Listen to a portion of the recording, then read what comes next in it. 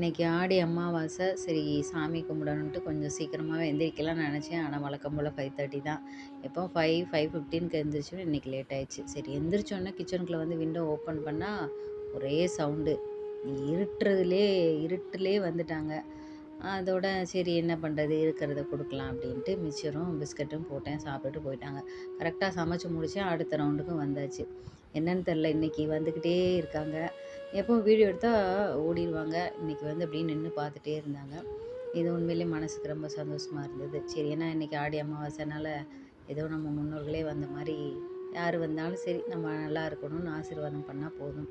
காக்காய்க்கு வந்து எப்போவுமே தினமும் சாப்பாடு வைங்க. அது வந்து ரொம்ப நல்ல விஷயம். எச்சி பண்ணுறதுக்கு முன்னாடி வச்சுருங்க.